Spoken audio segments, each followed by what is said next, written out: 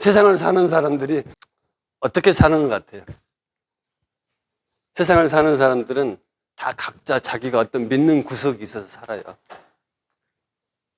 가난한 사람도 부자도, 똑똑한 사람도 똑똑지 않은 사람도, 높은 사람도 낮은 사람도 다 자기가 믿는 구석이 한 군데가 있어요. 그래서 살아요. 여러분, 내일 해가 뜨지 않는다고 생각하면 우리는 살아갈 수가 없어요. 근데 안 믿는 것 같아도요, 다 내일 해가 뜬다고 믿고 살아요. 그렇기 때문에 우리가 있는 거죠.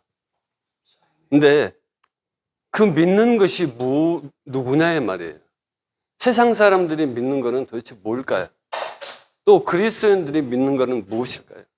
세상 사람들은 자기 지혜를 믿어요. 자기 지식도 믿어요. 또 자기의 명예도 믿어요. 자기의 권세도 믿어요. 특별히 자기가 가진 것이 많으면 자기 재물도 믿어요. 그런데 그리스도인들은 뭐를 믿냐면, 그리스도인들은 우리 하나님, 예수님을 믿는 것이죠. 그래서 우리가 믿는 그 예수님이 누구냐, 또 세상 사람이 믿는 자기들이 믿는 것이 뭐냐에 따라서 우리들이 믿음의 향방이 달라지고 우리가 나아가는 길이 달라질 수밖에 없습니다. 여러분은 뭘 믿으세요? 내가 뭘 믿고 사는 것 같아요? 우리가 믿고 사는 것이 얼마나 확실하고 또 얼마나 견고한지 우리는 성경을 봐요. 근데 성경의 말씀은 인격을 가지고 있어요. 우리가 인격자라고 이야기하면은요, 말하는 거하고 행동이 같을 때 인격자라고 그래요. 근데 우리 사람들은 그 인격을 갖추기 위해서 많이 우리가 자신을 견제하고 또 덕을 쌓으려고 노력을 많이 해요. 그렇지만 하나님처럼 되지는 못해요. 하나님의 말씀은 어느 것 하나도 틀림이 없고 또 변함이 없어서 우리가 하나님을 인격적으로 만난다고 그래요. 그래서 말씀 속에 하나님의 인격을 찾아내고 하나님이 하신 말씀의 약속이 틀리지 않는가 우리가 확인해 나가는 게 믿음이에요.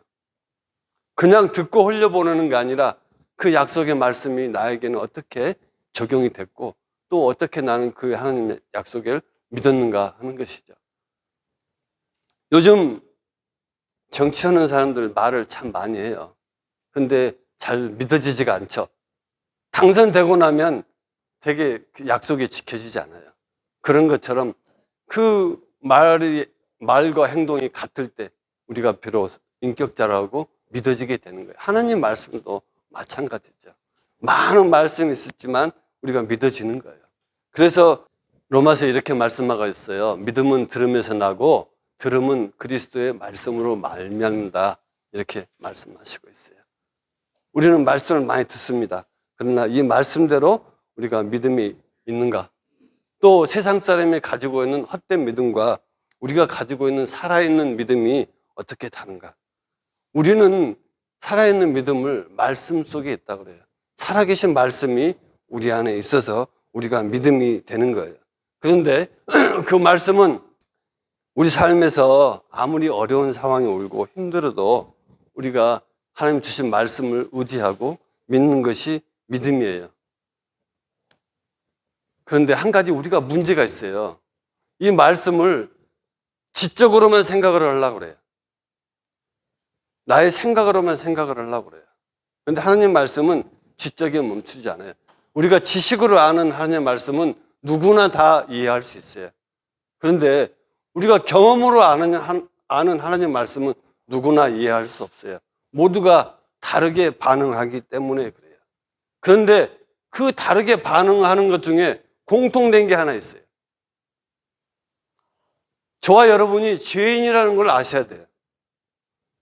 그리고 그 죄를 해결하기 위해서 예수를 이 땅에 보내시고 그 예수를 십자가에 죽게 하신 것을 믿는 거예요. 우리가 믿는 것은 다른 게 아니에요. 그런데 우리를 위해서 우리의 죄를 대신하신 그 예수가 죽었다가 다시 살아나는 걸 또 믿는 거예요. 그리고 저와 여러분을 다시 만나러 오시겠다는 것을 믿는 게 믿음이에요. 그 외의 거는 부수적이에요.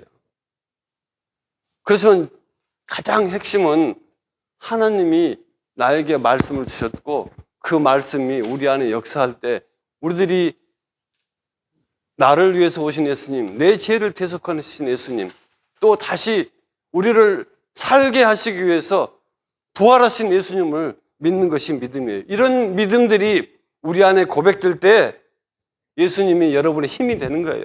능력이 되는 거예요. 권세가 되는 거예요. 지혜가 되는 거예요. 생명이 되는 거예요. 소망이 되는 거예요. 저는 그런 예수님이 여러분 믿음 대상이 돼서 여러분 마음속에 살아있기를 원합니다. 이런 믿음이 있으면요, 세상에 어떤 일이 있어도 여러분이 걱정할 게 없어요. 두려울 것이 없어요. 예수님이 있잖아요. 능력이신 분이 계시잖아요. 하나님이 나와 함께 하시잖아요. 그런데 조금 믿음이 없는 사람은 저 사람 보니까 내가 교회 안 다니고 싶어 그런 사람이 있어요. 또 저 사람 때문에 교회에서 상처받았다고 그래요. 그런데 참 믿음을 가진 사람은요, 누구한테 상처 주지도 않고 상처 받지도 않아요. 진짜 믿음 있는 사람은 상처 주지도 않고 받지도 않아요. 왜? 모든 것이 하나님의 은혜인지 알기 때문에 그래요. 그 사람은 나를 탓해도 하나님께 나를 더 견실하게 하시기 위해서, 나를 칭찬해도 은혜예요. 그러니까 더 겸손해질 수 있기 때문에.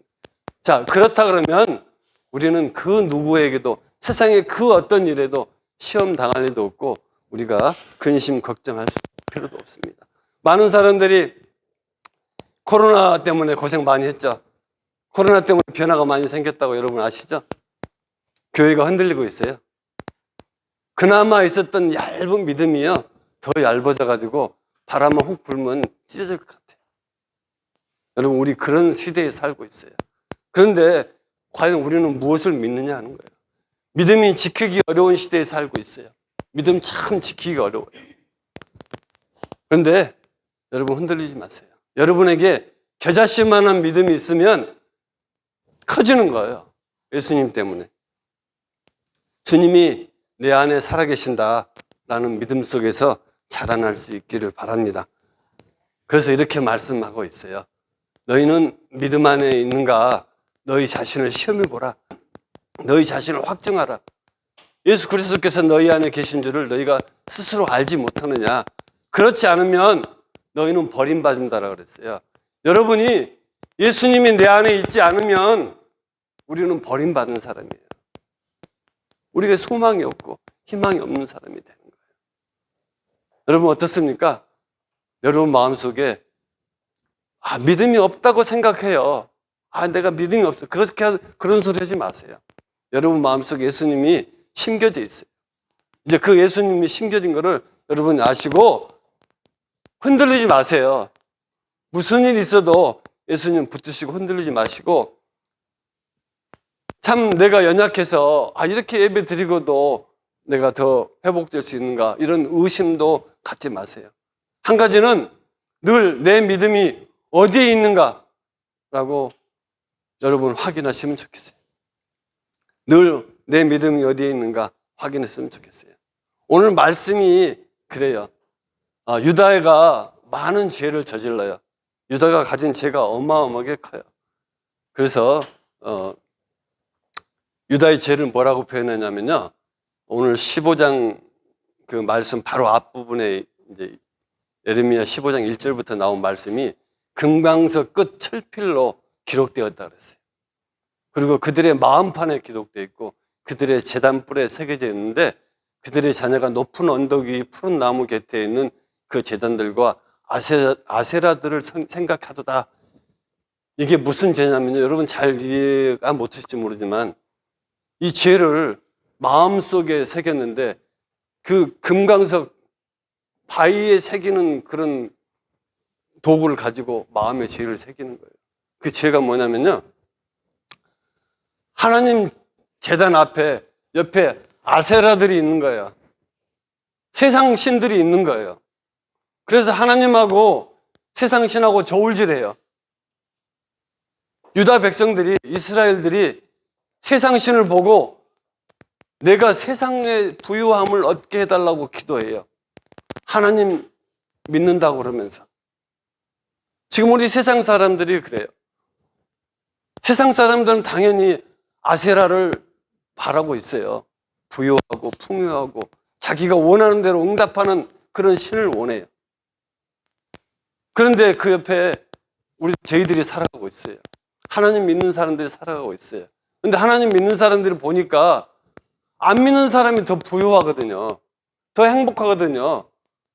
그러니까 그쪽을 쳐다보는 거예요. 양손에 떡을 들고 있어요. 어떤 떡이 더 클까? 그것이 죄라는 거예요. 여러분도 그러십니까? 우리도 그렇게 살아야 돼요? 양손에 떡을 들고 큰 떡만 먹고 싶은 거예요? 그렇게 살지 않는다고 하는 것이 오늘 말씀에 그런 유다를 하나님이 질책하면서 하시는 말씀이 오늘 우리가 본문에 읽었던 말이에요.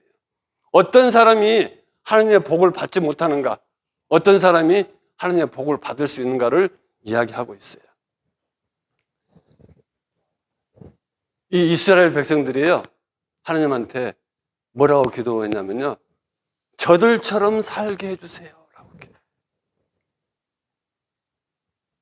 그렇죠? 우리 복을 받을 사람들은 하나님을 잊지 않게 해주세요 라고 기도하셔야 돼요.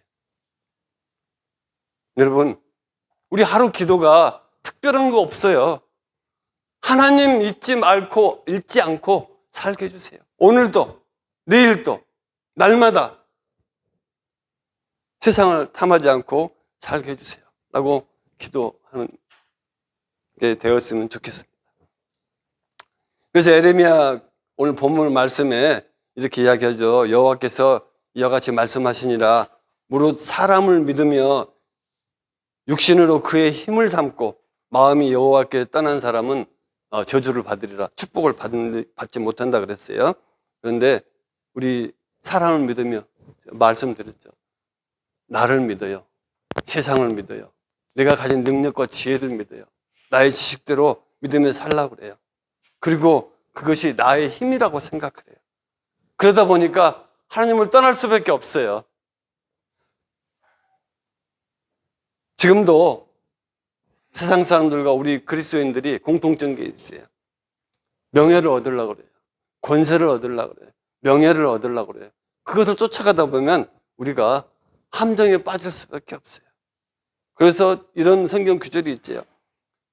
많은 농사를 지어서 많이 거두는 사람이 있어요. 창고를 2개, 3개 더 지었어요. 그리고 그 사람이 잘 때, 내가 참 이제 내 영혼이 편안하다. 여러 해 쓸 물건을 많이 모아두었으니 무엇이 걱정인가? 편안히 먹고 마시고 즐거워하자. 이렇게 고백하는 성경 구절이 있어요. 그 뒤에 하나님 말씀은 무엇인지 알죠? 내 생명이 내가 오늘 거두어가면 너는 어떻게 할 거냐? 이렇게 이야기해요. 또 어떤 사람들은 많이 만들어 놓고 내가 얻은 것이 불의로 얻지 않았다라고 하나님한테 고백을 해요. 그렇죠? 여러분 수고해서 얻었어요. 알아요. 그렇지만 내가 한 게 아니잖아요. 하나님이 주신 거잖아요. 그게 우리가 가진 죄예요. 그런 사람들에게는 여기 성경 말씀은 저주가 임한다고 이렇게 조금 좀 우리가 싫은 말이지만 더 좋은 말로는 축복을 받지 못한다는 거예요. 자, 그 사람이 어떻다 그랬어요? 사막에 떨기나무 같다 그랬어요. 그늘이 없어요. 쉴 수가 없어요. 그리고 좋은 일이 오는 걸 볼 수가 없어요. 그가 마음이 항상 공고해요. 피곤해요. 자기 주변에 사람이 없어요. 외로운 거예요. 그 사람이 살지 않는 땅에 사는 거예요. 우리가 여러 사람이 있는 것 같아도 혼자 사는 거예요. 이런 상황이 된다 그랬어요. 지금 우리 모두가 살아가는데 여러 가지 어려운 고 힘든 일 겪고 있는 거 알아요. 그런 일들이 너무 많습니다. 또 앞으로도 이해할 수 없는 일들이 저와 여러분을 찾아와서 어렵게 해요. 그거는 여러분 마음을 흔들려고 그래요. 하나님으로부터 떨어져 나가게 하려고 그래요. 세상 거를 바라보고 하려고 그래요. 주변을 보면 더 좋은 것이 많다고 생각해요. 그러나 그런 우리를 넘어뜨리는 그런 건조한 열풍이 온다 그래도 그런 걸 느낄 때 여러분 주님을 찾으셔야 돼요. 주님을 믿는 그 믿음에서 절대로 흔들리면 안 되는 거예요. 우리 욥을 잘 알죠. 욥이 얼마나 심한 고통을 당했으면 뭐라고 그랬어요? 내가 태어나지 않았으면 좋았을 텐데 왜 하나님 나를 태어나게 하셨습니까? 차라리 이 땅에 나오지 않았으면 좋았겠습니다. 그렇게 하고 또 그렇게 했어요. 하나님 왜 나와 대적해서 싸우려고 하십니까? 나를 그냥 놔두세요. 그렇게 하나님 원망해요. 그렇지만 나중에 그가 고난을 속에서 하나님을 찾아요. 그리고 고백이 뭐냐면 내가 죽게 대하여 귀로만 듣다가 이제는 눈으로 주님을 뵙습니다. 내가 스스로 거두어드리고 티끌과 재 가운데 회개합니다. 자기를 찾아낸 거예요. 하나님이 그 흔들리는 것 속에서도 자기를 지키는 것을 발견하는 거예요. 귀로만 듣던 하나님이 이제 자기 마음 속에서 붙들림을 갖게 하신 거예요. 그래서 하나님 욥을 축복하죠. 여러분 삶이 어렵죠? 힘들지요? 내일이 걱정되죠? 그렇지만 욥만큼은 아니었을 거라고 생각해요. 우리는 욥을 보면서 야 하나님 우리를 지키시는구나. 결국 체험적으로 우리가 지식과 상식으로 만난 하나님이 아니라 내가 어렵지만 나를 내 생활에서 삶에서 만나신 하나님을 만나게 될 때 비로소 우리가 회복되는 것을 느낄 수 있죠. 오늘뿐만 아니라 언제라도 어떤 때라도 하나님을 만날 수 있기를 주님 이름으로 축원합니다. 자, 그러면 우리가 하나님 축복받은 인생은 어떨 것 같아요? 시편에 이렇게 썼었어요. 복 있는 사람은 악인의 꾀를 따르지 아니하고 죄인의 길에 서지 아니하고 오만한 자리에 아니하고 여호와의 율법을 즐거워하여 그 율법을 주야로 묵상하는 자다. 그는 시냇가에 심은 나무가 철을 따라 과실을 열매를 맺고 그 잎사귀가 마르지 아니한 것 같으니 그가 하는 모든 일이 다 형통하리라 그랬어요. 이거 사람들 굉장히 좋아해요. 다 좋아해요. 근데 그 형통이 나한테서부터 온 게 아니고 하나님으로부터 왔는데 그것이 말씀으로부터 왔다고 그러는 거예요. 말씀으로 왔다. 그래서 그가 그 율법을 주야로 묵상한다고 그랬어요. 여호수아가 이렇게 또 이야기했죠. 이 율법책을 내 입에서 떠나게 하지 말고 주야로 거듭 묵상하여 그 기록된 대로 다 지켜 행하라. 그리하면 내 길이 평탄하게 될 것이고 내가 형통하리라. 그게 무엇인 것 같아요? 여러분 말씀이 여러분 안에서 살아나야 되는데 이 글로가 아니고 요즘 입체적으로 내 안에 살아있어 줘야 되는 거예요. 그런 하나님이 여러분 안에 있을 때 여러분이 축복 가운데 있게 되는 거죠. 하나님을 붙들고 나아갈 때 물가에 심긴 나무가 더위에도 견뎌내고 또 열매를 맺기 시작하죠. 시편 말씀은 그렇게 우리에게 이야기하고 있지만 우리 율법을 묵상하며 그 말씀 안에 거하는 사람에게는 힘이 되고 지혜가 되고 능력이 됩니다. 하늘에서 내려온 그 복이 하나님부터 시작된 그 복이 여러분이 어느 곳에 서 있을지라도 어떤 상황에 있을지라도 우리 시냇가에 심은 나무가 참 날마다 푸르고 또 열매를 맺는 그런 축복된 인생, 형통한 인생이 되기를 원합니다. 그런데 그 일을 하나님께서 지켜주시는 거예요. 책임져 주시겠다고 약속으로 말씀하셨어요. 그 약속들이 우리 삶에 이루어지는 것을 볼 수 있을 때 여러분이 느끼실 때 아, 하나님이시구나 라고 여러분을 여러분이 확인을 하셔야 돼요. 그냥 눈으로 보는 게 아니고 이제 여러분의 마음으로 경험하실 수 되기를 원합니다. 예, 주님을 따르는 자에게는 복이 있다 그랬고, 주님을 따르지 않는 사람은 복이 없다 그랬어요. 저주를 받는다 그래요. 이제 우리가 육신의 삶 속에 평안도 있지만 우리 심령의 평안도 더 필요합니다. 우리가 이제 저와 여러분이 갈림길에 서 있어요. 이쪽으로 가면 축복이 있는 길이고 이쪽으로 가면 축복이 없는 길이에요. 성경에 좁은 길로 갈 것이냐 넓은 길로 갈 것이냐고 말씀하고 있어요. 많은 사람들은 평탄하고 넓은 길을 가기를 원해요. 그렇지만 소수의 사람들이 좁고 협착한 길로 나아간다고 했어요. 예수님께서 제자들에게 좁은 길로 가기를 원해요. 자기의 십자가를 지고 따르기를 원해요. 우리는 십자가가 다른 어려운 거라고 생각해요. 왜? 저는 십자가가 말씀이라고 생각해요. 여러분이 말씀을 짊어지시고 나가셔야 돼요.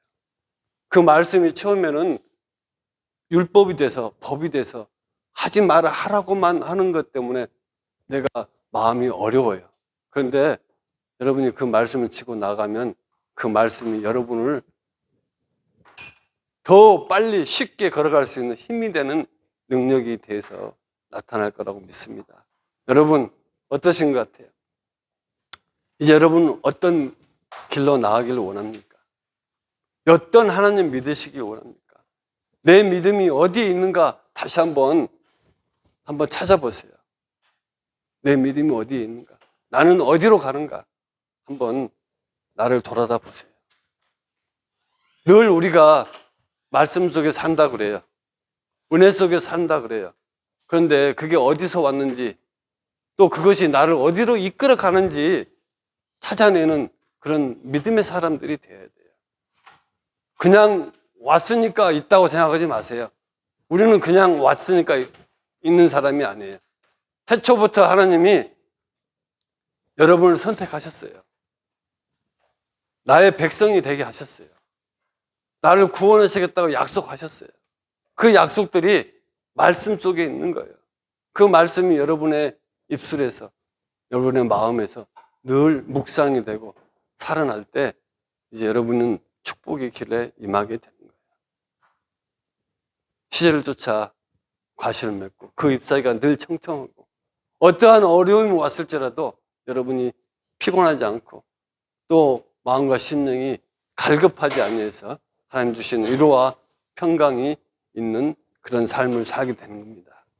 우리 시편 기자가 이야기했죠. 23편에 뭐라고 이야기했어요? 여호와는 나의 목자시니 내가 부족함이 없으리다.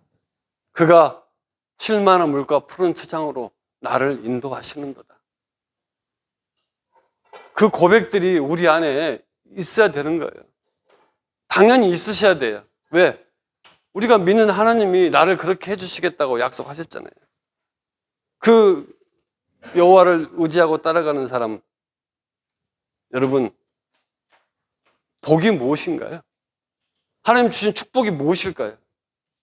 여러분이 구원을 얻고 영생을 얻는 것, 그거보다 더 큰 건 없어요. 예수님이 나를 위해서 죽으시고 또 다시 살아나신 그 믿는 것이 여러분을 축복으로 인도하는 열쇠고 그 축복 가운데 임하는 우리들의 마음이라고 생각합니다. 오늘 여러분 어떠신 것 같아요? 여러분이 나아갈 길에 참으로 예수님이 함께 동행하셔서 참으로 이 말씀대로 살고 이 말씀대로 행하는 저희들을 되게 원합니다. 그럴 때 우리가 사망의 음침한 골짜기를 다니고 많은 원수들이 나에게 달려든다 할지라도 지키시는 하나님, 나를 상하지도 않게 하시고 나에게 어려움이 없게 하시고 늘 안위하시고 평안으로 인도하신 하나님의 인도가 있는 것이 저는 축복이라고 생각합니다. 많은 것을 가진 것 감사하죠. 그렇지만 적은 것이 있어도 감사할 수 있는 것이 축복입니다. 그 하나님이 저와 여러분에게 오늘 또 약속의 말씀으로 오시는 거예요. 오늘 본문의 말씀처럼 여호와를 의지하는 사람, 여호와에게 순종하는 사람, 말씀대로 따라가는 사람에게는 하나님께서 변함없이 영원한 은혜의 축복 가운데 있게 하셨다고 오늘 말씀해 주셨습니다. 그 말씀이 저는 여러분 마음속에 계자씨만이라도 심겨서 풍성한 그런 그늘을 만들어내고 많은 사람들이 깃들어서 행복한 그런 그리스도인의 삶을 살아가기를 주님의 이름으로 축원합니다. 기도하겠습니다.